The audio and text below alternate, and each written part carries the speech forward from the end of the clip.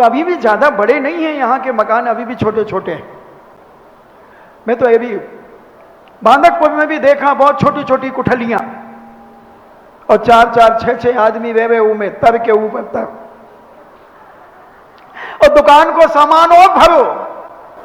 किराने की दुकान है तो किराने को सामान भरो, कपड़ा की दुकान है तो साड़ी वे पुंतरियां मुनका कहते चुन्नियां मुन्नियां वे सब भरी, इधर भरी उधर भरी, और एक पलंग की जगह है और वही में डरे हैं मुन्ना लाल जी। ऐसी दशा है। तो पहले एक खुड़खुड़िया पंखा, सिन्नी का एक पंखा, काला पंखा आता था। पहले तो जो हमारी बुजुर्ग माताएं जो बैठी हैं, ये कैसे सोती थी सच बता दूं मैं आपको। छत पे शाम को पानी मानी ढार के और एक चटाई के ऊपर एक गद्दा डाल देती।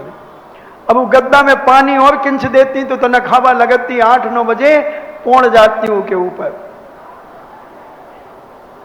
ओई में बहू सो जाती हूँ तई बाजू में, और तनक सी गैप करके वो बहू को मोड़ा सो जाते उतर, और नन्हे लड़का बिटिया और नाय माए डाल लेते और सब डरे रहते। और ज्यादा गर्मी लगी तो एक पदरो चदरा गीलो करके और फटकार के और ओढ़ के सो जाते तान मान दे के। और हवा चलती तो मुंह में से ऐसी हवा आती जैसे बिल्कुल कूलर की ठंडी ठंडी हवा आ रही हो। फिर तनक पैसा बढ़ गओ, सो एक सिन्नी को पंखा ले आयो करिया सो खुड़ खुड़ खुड़ खुड़ करत तो वो, और एक जगह रख दो, वही में बिल्कुल जैसे गेहूं के बोरा नहीं लदे रहते, ऐसे घुसे रहते हुए भूसा से। एक के पांव ई तरफ डरे, एक के ऊ तरफ डरे, एक आड़ो डरो, एक तिरछो डरो, लगो खुड़ खुड़ खुड़ खुड़ खुड़ खुड़ खुड़। और जो चालाक बदमाश हो तो सो वो अपने तरफ खींच ले तो पंखा, और जब वो को गर्मी लगती सो वो कहते काय पंखा काय कर लो तो ऊ तरफ, हमें तो सोई गर्मी लग रही, सो हमें सोई लग रही, देखो पहुंचो पंखा नहीं दे रहो हमें। अब तनक पैसा फिर बढ़ गए, सो सीलिंग पंखा आ गओ। अब वो को न छुड़ा तो सब वही के नीचे घुसते बैठे थे, कई तो एक दूसरे की मूढ़ पे मूढ़ धर लेते। अब फिर तनक और पैसा बढ़ गओ, सो कूलर आ गओ। अब तनक और पैसा बढ़ गओ, सो कई भाई जो कूलर को हवा सो ही गर्म आऊ, तब अब तो वो लगाओ डब्बा सो का कहाऊ तो एसी लग गओ। तो ये सब चोच ले यहाँ ओके मारा, हमें उधर आते हमारे मारा बहुत गर्मी है बहुत गर्मी है। कहते कहाँ गर्मी है? वो बेचारे मजदूर से पूछो कहाँ गर्मी है।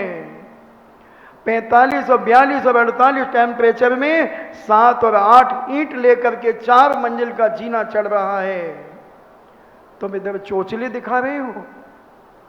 कहाँ गर्मी है बंधुओं? मन की गर्मी है, धन की गर्मी है। ये वैयावृत्ति नहीं, सेवा करने का परिणाम हमारे जीवन में आना चाहिए। ये करुणा और दया और प्रेम आना चाहिए। मजदूर के लिए भी तो गर्मी है, केवल तुम्हारे लिए गर्मी है? 1 घंटे बिना कूलर एसी पंखे के सो। देखो बटुकर ये देख रही पंखा चल रहा हो कि नहीं चल रहा हो। ये तुम्हारा पाप का उदय है। हाँ घड़ी है तो जाओ, चली जाओ।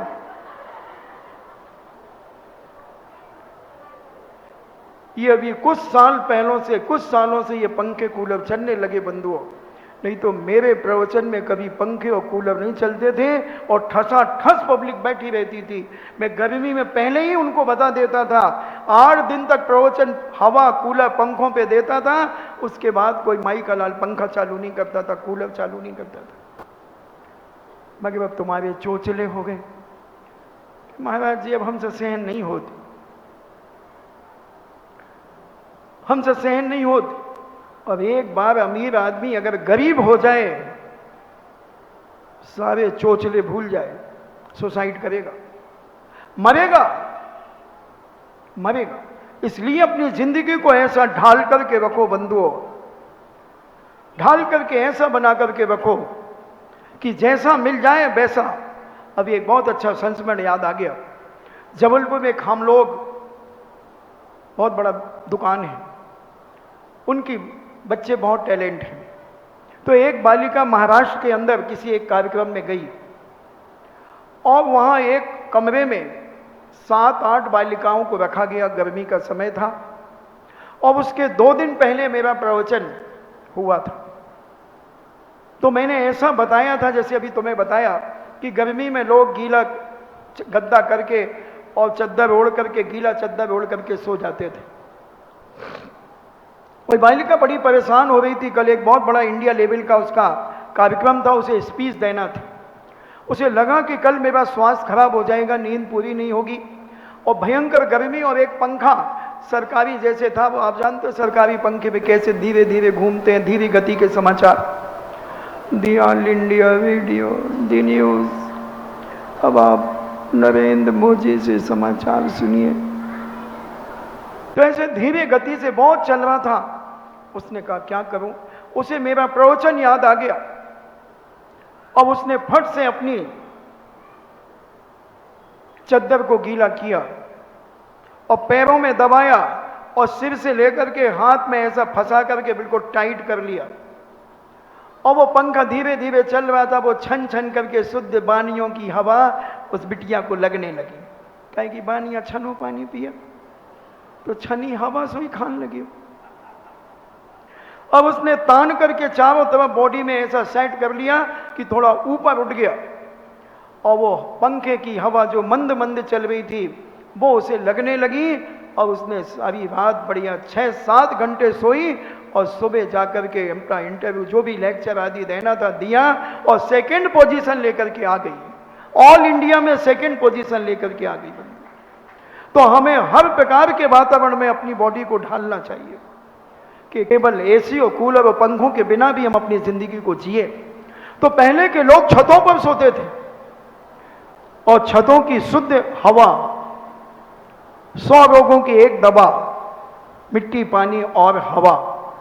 आज अनेक बीमारियों से ग्रसित हो गए, और उसका दुष्परिणाम कि हम मानसिक दुखी होने लगे। तो मानसिक तनाव का निवारण अगर हमारे समाज में युवा पीढ़ी, बहू बेटियां, अपने साधर्मी भाइयों की अगर ये स्थिति सुधारना शुरू कर दें, तो आज समाज के बहुत सारे बच्चे जो विकृति की ओर जा रहे हैं, जो पाप की ओर जा रहे हैं, विनाश की ओर जा रहे हैं, वासना की ओर जा रहे हैं, चरित्रहीनता की ओर जा रहे हैं, वो सारे के सारे लौट कर वापिस आ सकते हैं। आचार्य श्री कहते हैं आओ लौट चलें, आओ लौट चलें। तो हम भी अपने विकृति माहौल से, बुरे वातावरण से हम लौट सकते हैं बंधुओं, अगर एक माँ बहन भाई ये संकल्प कर ले कि हम एक अवसाद वाले, डिप्रेशन वाले व्यक्ति को हम उसे स्वस्थ करेंगे, मानसिक स्वस्थ करेंगे। मैं तो 10-20 करते ही रहता हूं, एक महीने में 10-20 तो मैं कर ही देता हूं। बस आ तो जाए, मैं उसके घर तो जाऊंगा नहीं, हमारी गरज तो है नहीं कि हम उसके घर चले जाएं। हाँ, कोई आ जाता है तो मेरा चैलेंज है कि उसकी मानसिकता को मैं स्वस्थ कर दूं। विश्वास है मुझे, और एक नहीं अभी तक हजारों की तादाद में मानसिकता से ठीक कर दिया गया। और तनाव है बंधुओं, बड़े विकृत होते हैं तनाव। बस क्या दिमाग में बैठ जाए। एक बच्चा बहुत अच्छा पढ़ने वाला बच्चा था, और वो हमेशा मेरिट लिस्ट में आता था। 12th में उसका मेरिट में नहीं आया, फोटो नहीं छपी उसकी, वो फेल हो गया। बस वो पेपर का टुकड़ा, कागज कहीं भी मिल जाए उसको उठाता, यूं देखता, यूं करता, बस कहीं भी फोटो मिले और देखना चालू करेगा। 1 दिन हुआ, 10 दिन हुए, 1 साल हो गया, कुछ नहीं, बस बड़े बड़े बाल, दाढ़ी बड़ी रख ली, बड़ा विकृत सा हो गया। और कभी खा ले, कभी पड़ा रहे, दिन भर सोता रहे, बड़ा दुखी। एक साइकोलॉजी का डॉक्टर उस नगर में पहुंचा, उसके पड़ोस में शादी थी। वो बच्चा ऊपर बैठ करके ये करता रहता था। तो डॉक्टर की नजर पड़ गई, डॉक्टर ने देखा कि ये तो डिप्रेशन में, साइकोलॉजी का डॉक्टर था। उसने उनके परिवार से कहा कि भैया ये किसका बच्चा है? बोले हमारा। बोले क्या बात हो गई? बोले डॉक्टर साहब 2 साल से है ऐसा। बोले ठीक हो सकता है अगर इसे आधा घंटा मेरे पास दे दिया जाए तो ठीक है, उसे पकड़ करके जैसे तैसे डॉक्टर साहब के पास लाए, एक कमरे में बिठाया। डॉक्टर साहब ने देखा, उससे पूछा, कुछ नहीं देखे, बस वो एक पत्रिका पड़ी थी, उस पत्रिका को उठा करके देखने लगा। कभी उल्टी देखे, कभी आड़ी देखे, कभी सीधी देखे। डॉक्टर साहब समझ गए ये चाहता है कि मेरा फोटो कहीं ना कहीं छपे। डॉक्टर साहब ने उसके परिवार से कहा, इसके 3-4 जगह से बाल कटवा दो, इसकी दाढ़ी भी इधर उधर से कटवा दो, और एक पत्रकार को बुलाकर उसकी फोटो खिंचवा दो। एक अजूबा मैंने देखा, और उसकी फोटो खिंच गई और पत्रकार ने पेपर में फोटो दे दी और सारे पेपर उसके सामने पटक दिए। और जब उसने पेपर, ओ मेरी फोटो छप गई, मेरी फोटो छप गई, और उस दिन से वो ठीक हो गया। कुछ नहीं है बंधु, एक साइकोलॉजी बहुत खतरनाक चीज होती है, डिप्रेशन एक बहुत खतरनाक होता है। एक जुलाहा था, और वो जुलाहा पुरानी घटना है। उस गांव में एक ही जुलाहा था जो कपास को धुनकता था, रजाइयां आदि गद्दे भरता था। और जब वो पहले बंदरगाह से जाया करता था तो उसने देखा कि जहाज में 100-150 गठाने कपास की आ रही हैं, और वो कहता, हे भगवान, मुझे धुनकना पड़ेगा, ये मुझे धुनकना पड़ेगा। ओहो। और वो लौट के घर आया और अपनी खटिया पर लेट गया। माता पकड़ करके बैठ जाता, बड़ी मुश्किल में एक आध रोटी खा पाता। लोगों ने देखा कि जुलाहे साहब को क्या हो गया, पड़ोसी बड़े दुखी हो गए। एक समझदार सा व्यक्ति था, उसने देखा कि, उसकी पत्नी से पूछा कि कब से ऐसी दुर्घटना हो गई। बोले पता नहीं, एक दिन जहाज से जाना था इनको, और ये वहां से लौट के आए हो, बस न बोलते हैं न चालते हैं, कुछ नहीं। उसने कहा, जुलाहे जी आपने क्या देखा, क्या हो गया, आप क्यों घबराते हैं? अरे बोले, भैया इतना सारा कपास मैं अकेला गांव में मैं कैसे धुनकूंगा, कैसे रज्जे गदाई बनाऊंगा, और ठंड बहुत तेजी से पड़ना है, मुझे तो कुछ समझ में नहीं आता। उन्हें अच्छा, एक हफ्ते के पास वो गए और वो बोले, जुलाहे साहब वो कपास में आग लग गई, सारा कपास जल गया। बोले हैं, जल गया, चलो अच्छा हुआ, अब मुझे रजाई नहीं बनाना पड़ेगी। और वो स्वस्थ हो गए। कुछ नहीं बंधु, छोटी सी फितूरी होती है दिमाग में, वो एक घर कर जाए, अच्छी पढ़ी लिखी महिलाएं सोसाइटी के लिए उतर जाएं एक सड़ी सी बात को लेकर के।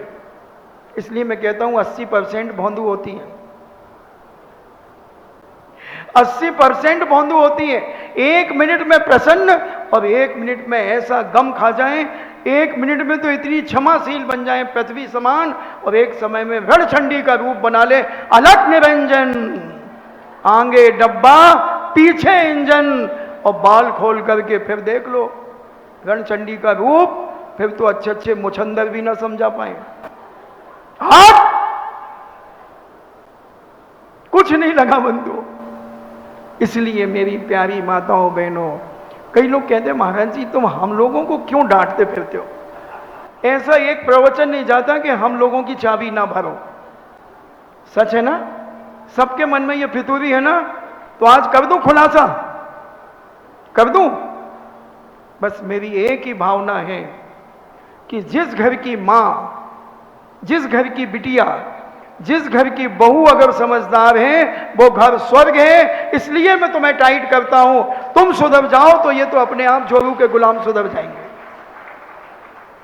फटकार तुम्हारी चलती है इनके ऊपर, बस तुम विवेकशील और ज्ञानवान और बुद्धिशाली बन जाओ, तुम समझदार हो जाओ, अपनी हर क्रिया विवेक से करना शुरू कर दो, हर कार्य तुम समझदारी से करना शुरू कर दो, तुम्हारी इज्जत दिन दूनी रात चौगनी दिन प्रतिदिन समाज में बढ़ती चली जाएगी। अपना एक आदर्श, नारी का एक आदर्श इतना पवित्र होना चाहिए कि जहां नारी खड़ी हो जाए तो लोग कहें जैन समाज की बेटी खड़ी है, जैन समाज की लड़की नहीं खड़ी है, जैन समाज की बेटी खड़ी है, जैन समाज की बहू खड़ी है, जैन समाज की दादी माँ खड़ी है, जैन समाज की माँ खड़ी है। ऐसे भी पूज्य मुनि श्री ने भी कहा कि आज की बहुएं क्या लगती हैं वो शादीशुदा, थोड़ा सा दमोई के बाहर तो निकलने दो। उनकी वेशभूषा देख करके कोई कहेगा कि ये शादीशुदा है? तुम मां बन चुकी हो, तुम्हारा पाणी ग्रहण हो गया है और तुम भी इतनी विकृत होकर के घूम रही हो कि कोई ना कोई मजनू तुम्हें लैला समझ करके तुम्हें जाल में फंसा लेगा, फंसा लेगा। हर चीज का एक नाप माप होना चाहिए बंधुओं। आज 40-40 साल की महिला जीन्स पहन करके घूमती है, शर्म नहीं आती उसे? 2-2 3-3 बच्चों की मां बन करके क्या पहन करके घूम रही है वो? और आज हर नारी यही चाहती है कि मैं जितनी कम उम्र की दिखूं उतना अच्छा है। सच बोल, काला कौआ काट खाएगा, सच बोल, है ना? कौन चाहता है कि मैं बड़ा दिखूं? ये मूर्ख हैं जो दाढ़ी रखते हैं। तो ये हम अपने आप को इतना सभ्य बनाएं, तो अपनी वाह्यावृत्ति पर चर्चा चल रही है, तो हम अपने अड़ोस पड़ोस में ये देखें कि कोई व्यक्ति दुखी तो नहीं है। अगर दुखी है तो उसका दुख मिटाने का परिणाम हमारे अड़ोस पड़ोस के लोगों का कर्तव्य बनता है कि हम अपने पड़ोसी को सुखी बना करके रखें। हम सुखी हैं तो पड़ोसी भी सुखी रहे। ऐसा जीवन में अगर हम बनाएं, परिणाम अड़ोस पड़ोस में। और सास और बहू, आज भैया व्यक्ति का जोड़ा खत्म हो गया, खत्म हो गया। पहले हर बहू अपनी सासू की भैया व्यक्ति किया करती थी, हर बहू करती थी बंधुओं। और सासू पैर सुकोड़ती थी, नहीं बेटा तुम भी दिन भर काम करती रहती हो, नहीं ठीक है हमारी तो आदत है बेटा, तुम जाओ, तुम सो जाओ। नहीं मम्मी जी, नहीं माँ हम करेंगे। और वो पैर, उनके पैर दबाती थी, गर्मी है तो घी मलती थी, सिर को दबाती थी, गला नहीं दबाती थी। भले सासू चपड़ चपड़ करने वाली क्यों ना हो, फिर भी गला नहीं दबाती थी। और आज का बस चले तो पाँव ना दबाए, पहले गला ही दबा दे। तो सेवा, ये भैया व्यक्ति बंधुओं। और सासू भी कम नहीं थी, अगर बहू को जब आवश्यकता होती थी तो बहू के पैर सासू दबाती थी, बहू के पैर सासू दबाती थी, क्योंकि वो बहू को अपनी बेटी मानती थी। बोलो, जब तुम्हारे बच्चे स्कूल से लौट के आते हैं, आज भी तुम्हारी बिटिया, तुम्हारा बेटा, और स्कूल में खेल कूद ज्यादा हो जाता है तो मम्मी मेरे पैर दुख रहे हैं, तो मां दबाती 15-15, 20-20 साल की छोरियों के पैर दबाती कि नहीं दबाती? तो बहू के पैर अगर सासू दबा दे तो कोई पाप नहीं है बंधुओं। ये परस्परोपग्रहो जीवाना, परस्पर एक दूसरे पर उपकार होना चाहिए। मां को जरूरत है तो बहू पैर दबाएगी, सारी चीजें उनकी सेवा करेगी। और बहू को जब आवश्यकता है तो सासू करेगी। इसी का नाम भैया व्यक्ति है, इसी का नाम सेवा है, इसी का नाम आत्मीय भाव है, इसी का नाम अपनत्व है, इसी का नाम प्रेम है, वात्सल्य है, और इसी का नाम धर्म है, व्यवहार धर्म है। हम समझें, समय आज का हुआ क्योंकि आज लेट शुरू हुआ था, इसलिए हम समझने का प्रयास करें और प्रत्येक घर को स्वर्ग बनाने का प्रयास हम अपने जीवन में करें, तो हमारा घर आज भी स्वर्ग बन सकता है और सारा परिवार प्रेम और वात्सल्य से ओतप्रोत होकर अपने घर को आनंद से जी सकता है। बंधुओं, इन्हीं मंगल भावना के साथ हम अपनी बात को विराम दें।